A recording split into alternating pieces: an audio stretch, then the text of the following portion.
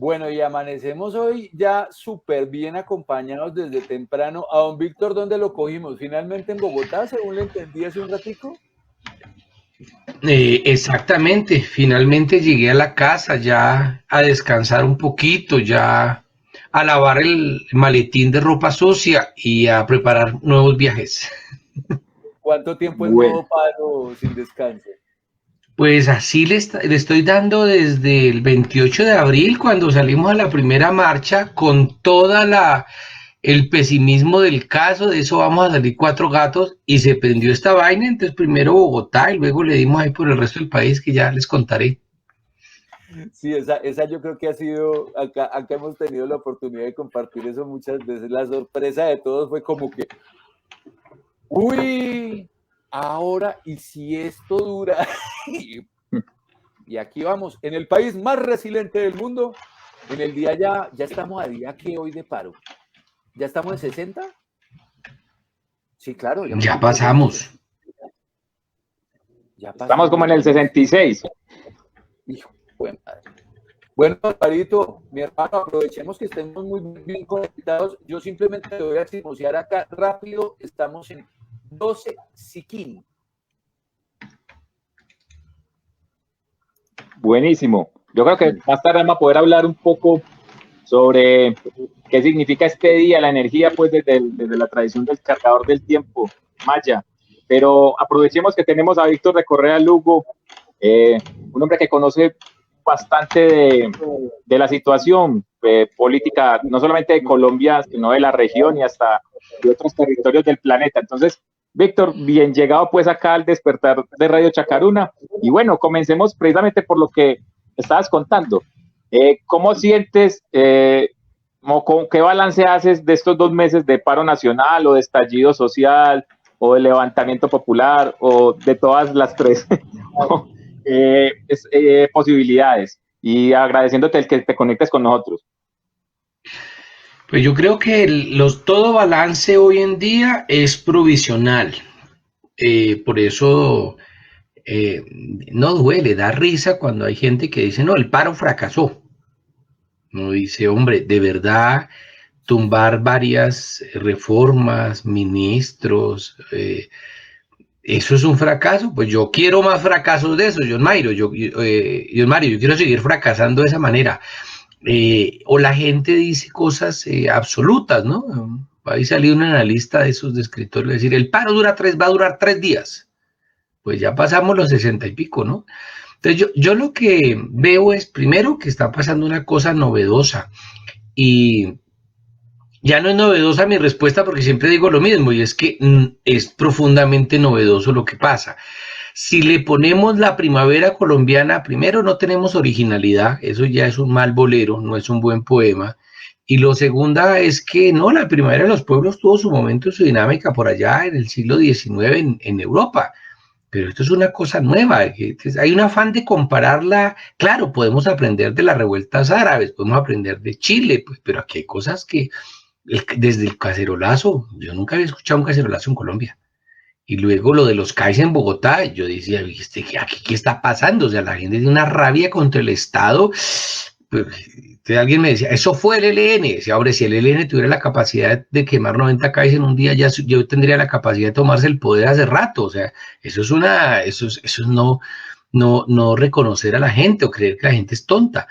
Y ya luego vino esto del 28 de abril para acá, que los muchachos se organizan y hay cosas. Yo no tengo el balance final, yo estoy haciendo ahí cosas, pero por ejemplo, además del objetivo, ¿no? Las reformas tumbadas, los ministros que salieron, un general renunció en Cali, hasta el mismo Duque reconoce que toca cambiar la policía. Claro, él no reconoce, sino que hay que cambiar el color del uniforme. Pero bueno, eh, el mismo perro con el mismo collar. Pero hay otras ganancias subjetivas que no hemos evaluado. Por ejemplo, el barrio, el barrio como espacio político. Bueno, eso en Medellín no es tanto, porque en Medellín en las comunas siempre ha mantenido el espacio político, social, hasta militar. Pero el barrio, que era ese espacio económico, y se había perdido en muchas regiones del país, el barrio del convite, de echar la plancha, de la Junta de Acción Comunal, de la Defensa Civil, de la gente organizada ahí si fuera para robarse la electricidad del poste, o el agua del acueducto, pero la gente organizaba. Y resulta que resucitó ese barrio, desaparece de nuevo el barrio, una cosa absolutamente bella. Pero además otra cosa, los muchachos, estaba yo ahí en Medellín a propósito, y entonces hubo un momento en que hay como 120 personas que o están detenidas, no aparecen, y entonces los abogados empiezan a averiguar, y dicen, no, crucemos esos nombres que tenemos con la lista de estudiantes de la Universidad de Antioquia, hablemos con ellos, a ver si pues de la Universidad de Antioquia habían 2 nomás, 118 eran de otro lado, la inmensa mayoría muchachos de barrio, el desempleado que está ahí. Pero además, otra cosa muy interesante, se acabó la vanguardia. Hace como 3, 4 días me regañaba un obrero, un dirigente sindical, que yo no podía casi decir eso. Pues, ¿verdad? No, aquí no hay una vanguardia. Ya esas marchas donde llegaba el compañero sindicalista con la consigna que era el nombre oficial de la marcha, y a partir de ahí avanzaba por la calle y todos seguíamos detrás en procesión respetar. Se acabó esa joda. La gente hace marchas de lo que le da la gana. La consigna oficial es la que cada uno pone y sacan un cartón ahí de la caja de lo que sea, de galletas, y le escriben con marcador lo que quieren y salen y lo dicen. Que en Bogotá ya había señales de eso. Fíjate que en noviembre del 2019 hubo una marcha que acababa en la 72 con Caracas, y la gente siguió marchando hasta las 172. Acabó casi a las 12 de la noche, y uno dice, ¿y estos quién los mandó? No, es que no los mandan, se mandan solos. Eso es una berraquera. Entonces ahí hay unas cosas que uno no alcanza a entender. Otra cosa, el paro del 2019 desnudó el neoliberalismo, pero este paro desnudó el neoliberalismo, la pandemia, la policía y a un poco de tibios. Poco de gente que decía, no, espere, es que hay que marchar por los andenes, por las aceras, de 9 a 10 de la mañana los domingos. O gente que decía, toda violencia es igual. Mentiras, la violencia del Estado sí la aplauden. Entonces, ha sido una cosa maravillosa en términos de aprendizaje, ¿no? Y antes de dar paso para otra pregunta, si no esto se vuelve un monólogo aburrido, una cosa que he visto en Bogotá, en Cali, en Quibdó, en Medellín, en Pereira, en Armenia, en Cartago, en Sopó y en Faca, es que sería el muchacho, digamos que Álvaro y John Mario vivían en la misma cuadra. Por ahí se miraban de lejos y de pronto se dan cuenta que tienen la misma angustia. ¿Qué hermano? Es que usted piensa lo mismo que yo. Oiga, ¿y cómo así que a su viejita tampoco le alcanza la plata para la leche? ¿Y cómo así que a su hermano tampoco tiene empleo? Y entonces la gente se reconoce en la pobreza, en el barrio, en la olla comunitaria, en la asamblea. Eso yo creo que es lo que más le debe asustar al gobierno. El paro funcionó como un espejo donde la gente se ve y se reconoce. Y entonces dice que son vándalos. Quieren que en el paro solar, entonces le dicen a uno, es que en primera línea hay marihuaneros, en primera línea hay desempleados. Pues claro, si ese es el país. Y hay madres solteras. Entonces, ¿usted qué quiere? Pues una primera línea de lores ingleses. No jodas. Esa es la primera línea de la gente y ahí hay de todo y ese es el país. Punto. Entonces, es tanto lo que significa la primera línea que la gente le da envidia o nos da envidia. Entonces nace la primera línea jurídica. Con ellos estuve en Armenia. Qué cosa tan bonita. La primera línea de profes la vi ahí en Medellín. Y en Bogotá veo la marcha de las mamás de la primera línea. Es una cosa maravillosa. Entonces, hay muchas cosas ahí. El que lo quiera reducir a un problema de vándalos, que lo haga. Pero que no se le olvide que también hay la gente de bien. El que lo quiera reducir a un problema de electoral, entonces ve 100 muchachos ahí y ellos no ven 100 muchachos, sino 100 votos, pues bueno, que lo haga. Pero la realidad es otra. Y termino hablando de la gente de bien, ¿no?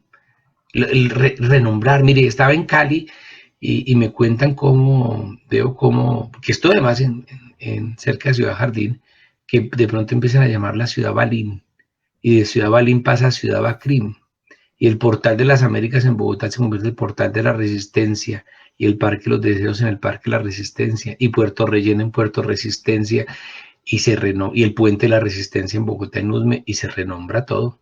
Así que yo no creo que sea un problema solo de formas. Hay formas y hay fondos, y aquí la forma también actúa como el fondo, y el cómo se está convirtiendo en un qué. Y ahí vamos. Buenísimo, Víctor. Yo te quería preguntar, hay como dos tendencias de mirar los posibles alcances de esta movilización que se ha dado en Colombia. Una es el camino precisamente asambleario, de poder desde abajo, de que la gente vaya articulando redes, siga fortaleciendo eso. Y el otro es la vía electoral, o sea, que las demandas, necesidades, esperanzas de la gente que se ha movilizado, pues se resuelvan eso, en lo electoral. Entonces a veces pareciera como que las dos posiciones se contradicen o chocan, pero también hay otra mirada de que se complementan. Entonces, digamos, sobre todo siempre se retoma en el caso chileno, sobre todo que mucha gente que venía del mundo de las asambleas, de todo lo que surgió en el proceso de estallido social, pues veían con muy malos ojos precisamente el entrar en lo electoral y sobre todo en el proceso constituyente. Sin embargo, se dio un resultado muy inesperado, por cierto. O sea, que no solamente que los sectores, digamos, populares o que estuvieron fortalecidos en la movilización, digamos, fueran la mayoría en la próxima constituyente, sino que la concertación, es decir, el neoliberalismo gobernante y el que fue gobierno y el que está gobernando ahora, que es, digamos, la derecha tradicional en Chile, pues ni siquiera tengan un tercio para bloquear lo que llegue a la constituyente. Claro que el caso de Chile es muy sui generis, no podíamos trasladarlo a Colombia. ¿Tú cómo sientes eso? ¿Que hay alternativa desde lo asambleario, o que esto se resuelve desde lo electoral, o que las dos cosas se retroalimentan? A ver, para mirar por dónde se resuelve, parémonos en por qué pelea la gente. La gente sale por una marcha del 28 de abril que convoca las centrales obreras. Primer debate. ¿Las centrales obreras a quién representan? Pues a las centrales obreras. Tampoco creo que sea justo decir, no representan a nadie, no, representan lo que representan, pero no representan a todos. El que diga hoy en día que representa a todos está diciendo una soquetada, una mentira y además una gran tontería, que eso no lo cree nadie. Ni siquiera las primeras líneas juegan a ser representativas de todo el mundo. Intentan, como lo intenta de muy buena intención la Minga, de canalizar esfuerzos. Estaba yo en Cali, voy a dar otra vuelta para poder responder semejante cosa que usted me pregunta. Estaba yo en Cali, entré yo a Puerto Maderas, y en Puerto Maderas le preguntó a un muchacho, bueno, y mire, yo llegué muy respetuoso, como hay que llegar, ¿no? Pregunté, pedí permisos para entrar, y me dijeron, mire, pues usted puede entrar aquí sin problema. De allí para allá sí toca hablar con el otro grupo, porque el otro grupo tiene... Y entonces me di cuenta que no hay un comandante único, no es una cosa así piramidal, no es una cosa de... No, es cada combo y respetan el otro combo. Llego a un sitio que se llama el Paso del Comercio o el Paso del Aguante y saco la cámara, la muestro muy arriba siempre, el carnet de prensa, dice, buenas. Entonces pregunté, bueno, buenas tardes, ya era la noche, estaba anocheciendo, ¿con quién puedo coordinar para tomar unas fotos sin problema? ¿A quién me identifico? ¿Quién es el coordinador? Dije yo, o la coordinadora. Y me dice uno de ellos, todos y ninguno. Cuando ustedes juntan la historia de estos dos sitios, se da uno cuenta que la cosa ya es per se asamblearia. El que intente jugar a que él es el dueño, se equivocó. Por eso querer reducirlo a una fórmula mágica es profundamente arrogante y desconectado. Y no, eso se resuelve con una Asamblea Nacional Constituyente. Yo no creo. Primero porque es que, en diferencia del caso chileno, y tú lo insinuabas de alguna manera, Álvaro, es que el caso chileno tenía que tumbar la constitución de Pinochet. Aquí que tenemos la constitución del 91. Ahí está todo lo que se quiere. El problema no es de constitución. Alguien decía que con la constitución de la Unión Soviética se podía hacer un país totalmente liberal o una dictadura. Usted escoge lo que quiera. Entonces, querer resolver, y aquí viene la primera trampa, el afán de juridificar. Entonces, mire, si la revolución social fuera un problema jurídico, sería en un tribunal. Si las protestas fueran un problema eminentemente jurídico, no serían en las calles. Si alguien duda de eso, mire cómo la señora esta, una magistrada, sacó una orden diciendo que prohibidas las manifestaciones. No le paró bolas a nadie. Yo nunca había visto un desacato nacional tan grande. Es que eso es torpe. Creo incluso, y no voy a abrir el espacio a ese debate que es mucho más complejo, que el gran error, uno de los grandes errores del proceso de FARC y gobierno, fue que creyeron que la paz era un problema jurídico. Y como decía alguien, usted junta 3 abogados y tiene 5 pleitos. Y me decía un abogado español, los abogados colombianos tienen un problema para cada solución. Y eso es cierto. Entonces, no, eso se resuelve con la ley. Aquí hay leyes para todo, aquí hay decretos para todo, hay constitución para lo que uno quiera. Entonces, el ritual jurídico puede, si no se ese no es el problema, el ritual jurídico puede ser útil, pero no más que eso. O sea, no nos echemos carreta, porque eso sí es buscar el muerto río arriba, y por ahí no es. Entonces, ese es un primer debate que hay que mirar. Un segundo debate, y no he hablado de las agendas, es el problema electoral. Claro que la pelea es electoral, pero la pelea esa es la única pelea. O sea, los muchachos salieron a hacerse matar por Petro presidente únicamente. Ahí hay petristas, pues ahí hay de todos lados, hay gente que no sabe ni quién es Petro. No, la gente salió porque está mamada, está reventada, no aguanta más. Mire, el gran favor comunicacional nos lo hizo el señor Carrasquilla, cuando él dijo que un huevo valía yo no sé cuánto. Ya, la gente dijo, no, si hay juepucha, respete, hombre, ¿cómo? Ya, lo que no pudo hacer ni Alvarito, ni Mario, ni Víctor, ni la prensa alternativa, ni los amigos míos tan queridos del periódico Voz, ni el portal tal y cual, no, ninguno pudo. Lo hizo Carrasquilla. Ojalá aprendiéramos en comunicación con semejante ejemplo. Usted le dice a la gente, es que el problema fundamental se debe a que la balanza exterior de Colombia y los créditos, no sé qué, y los números en rojo, y además el Producto Interno Bruto, la gente no entiende un carajo, yo no entiendo esa vaina. No sé si John Mario y Álvaro y la gente que nos está oyendo entiende cuando le dicen, lo habla un economista. Eso es más o menos la misma cara que uno pone cuando va donde el médico y le dicen, uno hay que hacer eso, y uno, sí, doctor, ni idea, yo sé de qué me está hablando, pero sí, doctor. Esas cosas se ven ahí colocadas en la mesa. Entonces, yo lo que quiero llamar la atención es que el Señor nos regaló, no el Señor de las alturas, no los que son creyentes, no, el Señor Carrasquilla nos regaló el pase de oro. El pase de oro era volver concreto en un símbolo, los huevos, todo. Y ya teníamos símbolos. El día en que seamos capaces de entender eso, ganamos mucho. Porque es un problema comunicacional muy sencillo, muy elemental. Entonces la gente, ¿por qué estaba peleando? Estaba peleando porque fulano o fulana sea presidente, porque se modifique el artículo 47 del parágrafo 5 de la Constitución Política que se expresa en el reglamento. No. La gente tuvo huevos de salir a la calle, punto. ¿Y por qué estaban saliendo? Entonces yo me permito, y esto es un atrevimiento, meter todo eso que he visto en estas ciudades, lo que he fotografiado, en 2 paquetes. Uno, una gran demanda, una gran protesta frente a la iniquidad. Son las marchas que dicen no a la reforma tributaria, no a la reforma en salud. Es que la gente no sabe lo que es la reforma en salud. No, pero la gente sabe lo que es recibir solo ibuprofeno, esperar por meses una consulta, sufrir el paseo de la muerte, que no le den acceso a un especialista, que le mamen gallo hasta la tutela, que no haya un médico que lo vea a tiempo. Eso lo sabe la gente. Esperar en urgencias por horas. Y eso para mí es un argumento suficiente.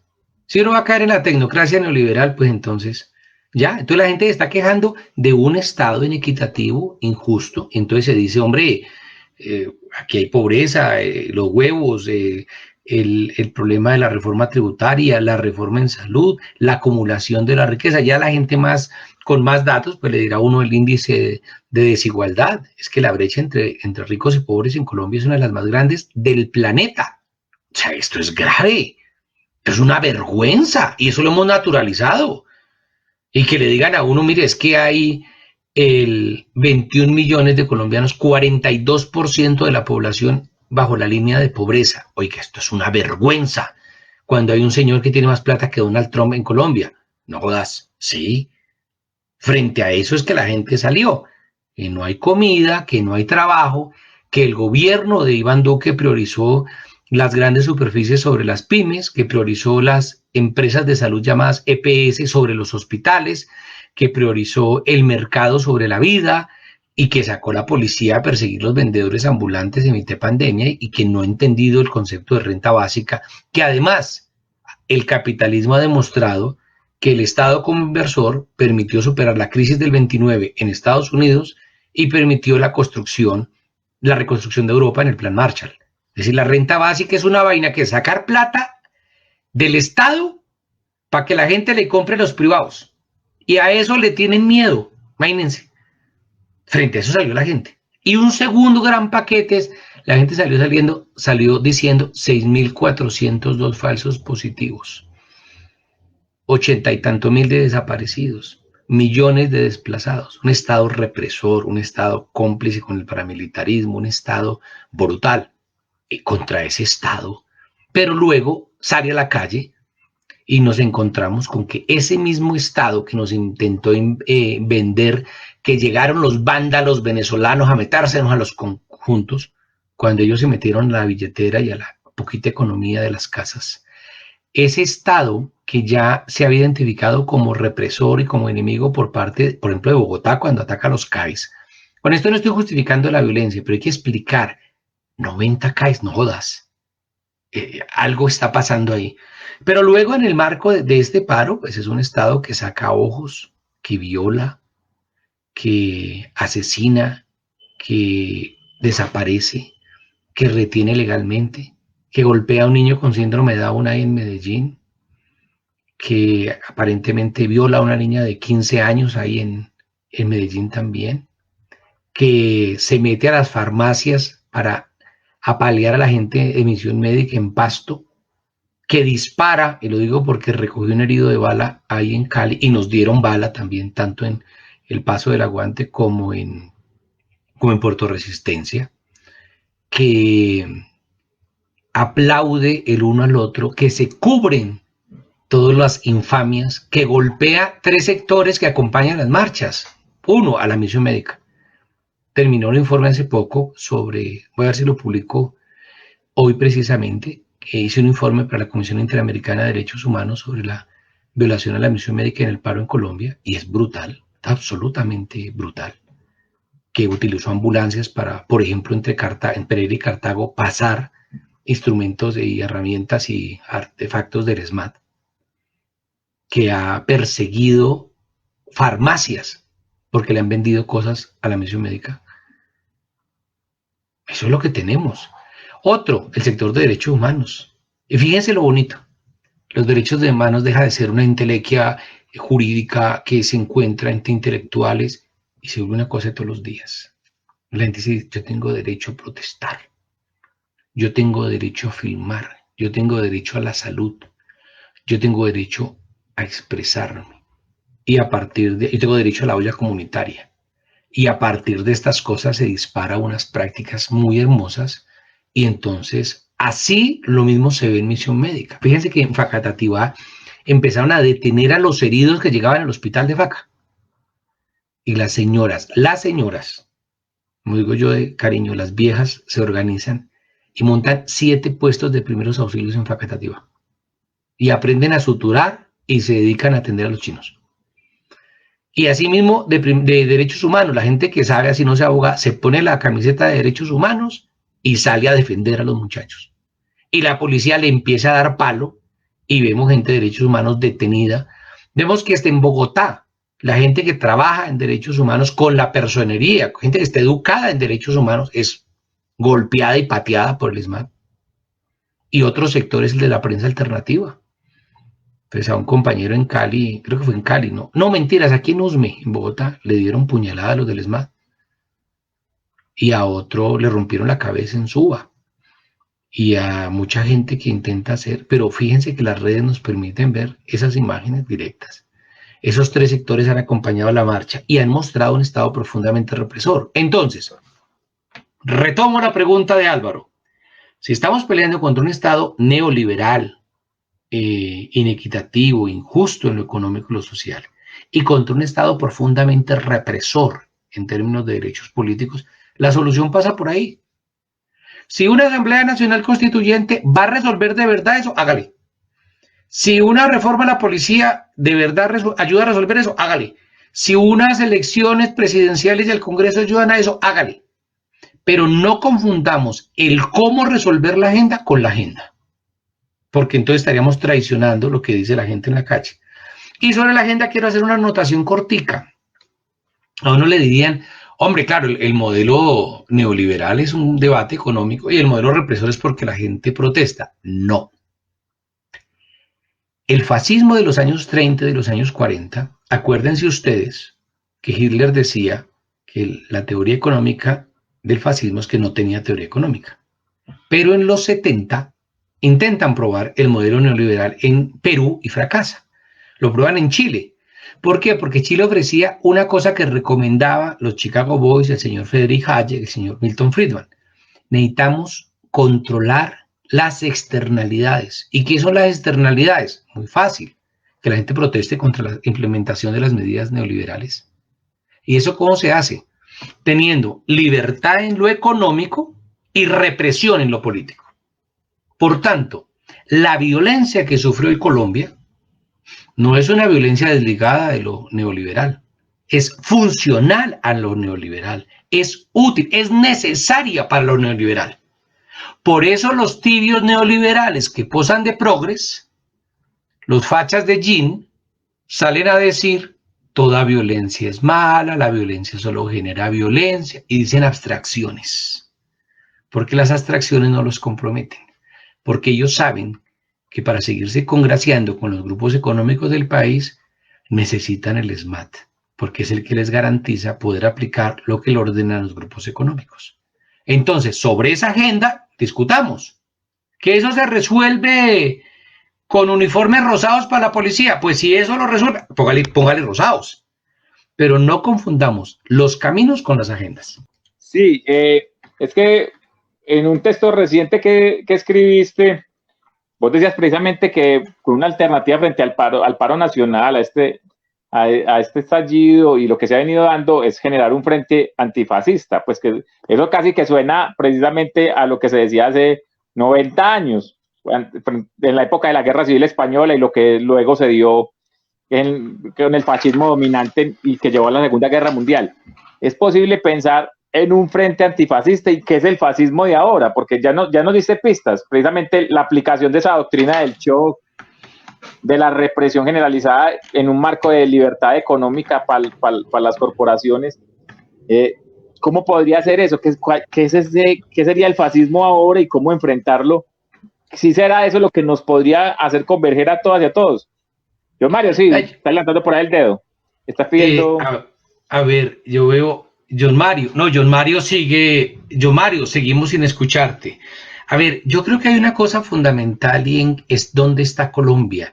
Tú dices, Álvaro, algo desafiante, ¿no? Dices, eso es devolverse 90 años. Y yo digo, sí, Álvaro, si estuviéramos en Europa. Pero es que estamos en Colombia. Entonces voy a dar algunos ejemplos. ¿Qué es el acuerdo de paz de La Habana en relación con el tema de la tierra? Es vías terciarias, es la Red Nacional de Acueductos Comunitarios, es la Red Nacional de Electrificación Rural, es un plan de soberanía alimentaria, es decir, desarrollar el capitalismo en el campo, así de simple. Eso es lo que busca el primer punto de La Habana. Y la burguesía le tiene miedo a eso. Alguien tiene el micrófono abierto. Y la burguesía le tiene miedo a eso. ¿Qué sucede? Que al tenerle miedo a eso, nos quedamos en un terreno profundamente feudal. Y la concentración del poder a través de la tierra, una élite feudal, lo que significa Álvaro Uribe, el problema de la pelea por la tierra, las formaciones paramilitares, Todo eso son, en últimas, expresiones del precapitalismo que tenemos. Entonces, cuando uno dice un frente antifascista, yo estuve tratando, Álvaro y John Mario, de buscar un sinónimo de fascismo. Eso es como cuando uno se echa un madrazo por pegarse con un martillo en el pulgar. Traducir la grosería no se puede. Uno quiere decir cáspita, carachas, no se puede. Entonces uno dice, frente por la democracia, me subiría alguien y decía, sí, pues es que la democracia neoliberal también se monta en ese tren. Y lo que hay no es un problema solamente por la democracia, es un problema frente a una actitud fascista, autoritaria, negadora del otro, que algunos sectores que posan de progres lo imponen. Y algunas de esas prácticas dictatoriales se dan. Por ejemplo, antes de una charla sobre fanatismos, donde hablaba de eso. Es que el problema es que la evidencia desaparece y tiene que ver con una cosa absolutamente moderna, y es el dogma. En muchas partes del mundo, bueno, la ciencia sigue jugando un papel revolucionario, pero en América Latina y en Colombia no. Yo no sé en qué momento la ciencia, que era revolucionaria, se volvió reaccionaria.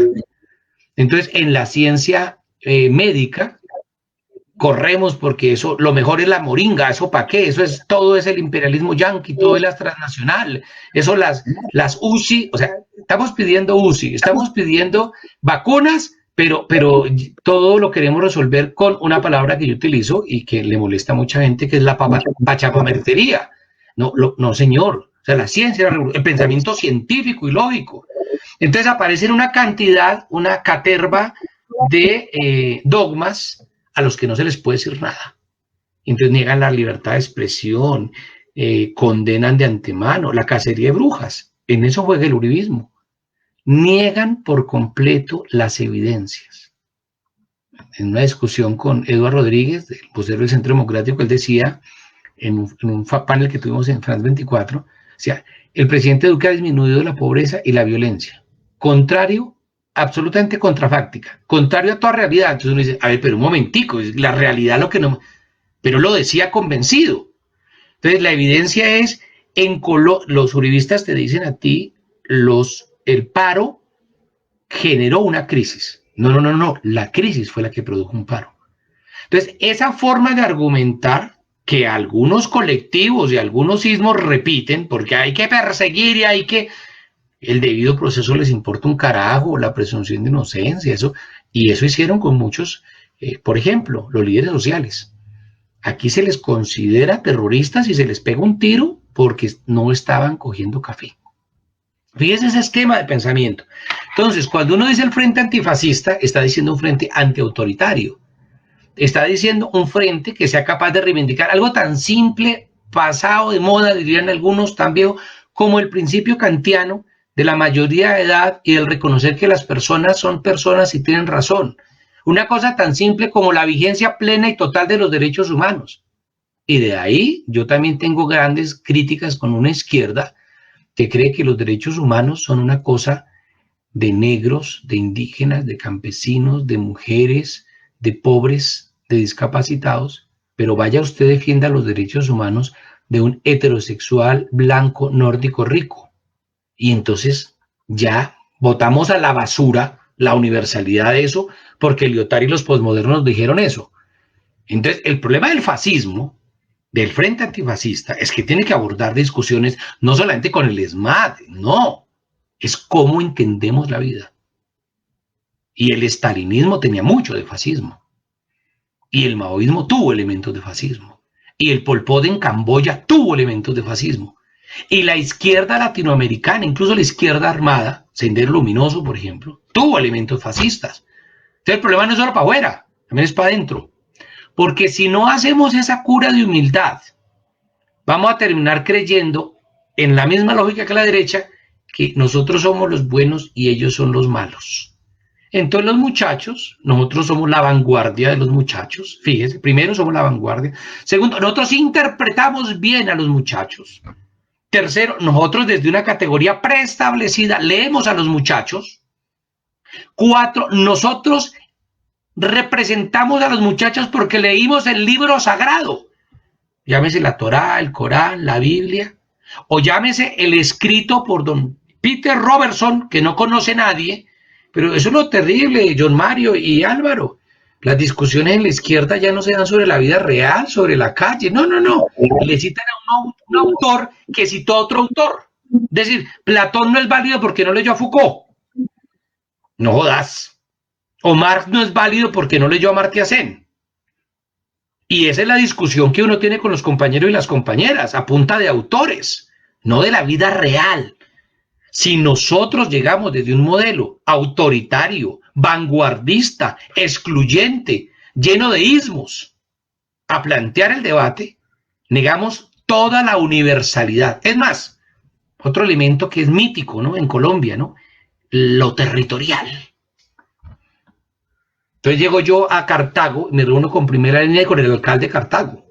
Y me dice el alcalde de Cartago, los muchachos están pidiendo que hay que desmontar los peajes. Pues que yo no puedo porque es política nacional vial. Y quieren que yo acabe las EPS, pero eso es política. Entonces la pregunta es, ¿realmente este paro se puede atender desde lo territorial? No, aquí no hay descentralización, aquí hay desconcentración de poderes, desconcentración de tareas, perdón, no de poderes, de tareas, de problemas. Entonces cuando el alcalde de un pueblito perdido tiene para su salario el del secretario o la secretaria y pare de contar, la pregunta es no, el territorio, no echemos carreta. Aquí el enemigo está atrincherado en un escenario nacional, centralizado.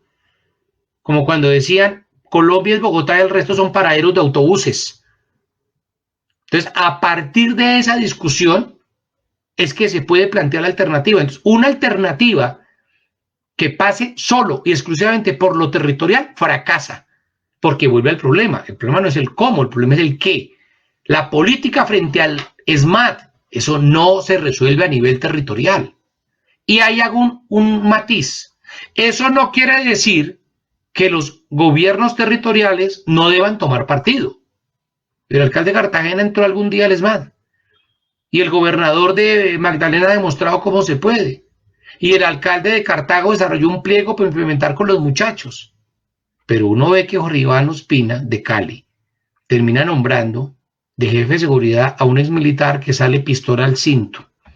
Uno ve que en Bogotá, y esto lo vi personalmente, está en mi página web, el secretario de gobierno, Luis Ernesto Gómez, promete quitar el SMAT y a los 10 minutos arremete el SMAT contra la gente frente a él.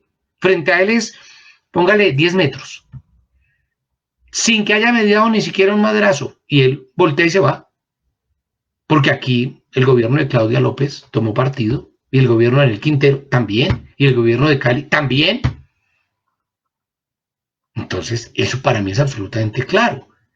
Como no se puede resolver el problema del SMAT, ni del Estado represivo, que es lo que la gente está condenando, ni del modelo neoliberal, que es lo que la gente está condenando, en lo territorial, pues hombre, no busquen el muerto arriba. No es en lo territorial donde vamos a encontrar cosas. Que el territorio es importante. Sí, yo fui a esa clase, yo me la sé y yo sé ese debate.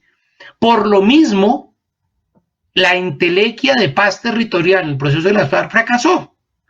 Porque un alcalde puede discutir qué hacer con las regalías, pero no puede tocar el sistema de regalías. Puede hablar del sistema de impuestos, pero no puede modificar el sistema impositivo. Por eso la gran trampa está en decir, bueno, la paz es, el conflicto armado era nacional, pero la paz es territorial en 150 municipios o en 180 municipios. A mí me han dicho que la guerra era en todo el país. Y ahí le metieron un gol brutal a la paz. Entonces, si nosotros planteamos una alternativa frente al fascismo, esa alternativa frente al fascismo tiene que entender el fascismo actual, que es que va de la mano del neoliberalismo, primero, y segundo, que ha contaminado todas las esferas, incluyendo la izquierda. Pues sí, Víctor, contigo pues esperamos poder invitarte nuevamente a otro programa para que hablemos de varias cosas, porque hay cosas muchas en el tintero y sobre todo del orden regional y planetario, sobre todo que has escrito varios libros sobre lo que ha venido sucediendo, esa catástrofe que es lo que ha sucedido en Siria y bueno, lo que sucede en el Oriente Medio, y sobre todo quería terminar con esto, que ese frente antifascista pues obviamente a la gente le suena es ese frente antiuribista. Por algo la gente escribía en las ciudades, Medellín antiuribista, Cartago antiuribista. Pues aquí creo que el uribismo representa esa unión de ese feudalismo a la colombiana con ese fascismo neoliberal pues tan tremendo. Entonces, no, Víctor, agradeciéndote, hermano, que nos dieras, pues, nos permitieras escucharte. Y bueno, cuando quieras, ya sabes que esta ventanita está abierta y seguimos tejiendo. Dos cositas más antes de irme porque no me aguanto las ganas. Primero, Sara, muy buenos días. Hay que entender una cosa, ¿no? Y el problema no es Uribe, es lo que él representa. Pero también el Uribe que todo el mundo tiene chiquitico, grande o asomando en su corazón. Y por eso hay que hacerse el debate de una manera mucho más seria. Segundo, que en Colombia son muy buenos para los chistes. Yo aplaudo el humor. Me preocupa es cuando nos quedamos en el chiste o en el meme para exorcizar en las palabras, diría Marx, al enemigo y no resolvemos absolutamente nada más. Y eso es terriblemente peligroso. Y la tercera cosa que quería decir es que el debate tenemos que darlo en todos los niveles. Yo creo que la izquierda, los progres, las organizaciones de género, las organizaciones de negritudes, de campesinos, tienen un momento histórico para repensarse. Y yo creo que sí hay que revisarse muchas cosas. Porque no podemos, no, porque yo soy un pobre diablo, pero los que lleguen al poder en el 2022, si llega un gobierno alternativo, a repetir los mismos vicios de la derecha. Porque entonces, ¿para qué carajos? Y eso implica renunciar desde ya al dogma, a creernos que somos superiores morales para juzgar a los demás y condenarlos de antemano. Y además, una cosa fundamental es para ser capaces de mantener la autocrítica. Yo no soy el enemigo de Petro porque critiqué cosas de él, ni soy el amigo de Claudia porque algún día reconocí cualidades de ella. Entonces, cuidado porque ese dogmatismo nos lleva a mal camino. Muchísimas gracias, John Mario. Muchísimas gracias, Álvaro. Mándenme el link, por favor, para colocar esta cosa en mi página web. Sara, mucho gusto. Y bueno, por ahí quedo a la orden para coleccionar enemigos. Ni me faltaba.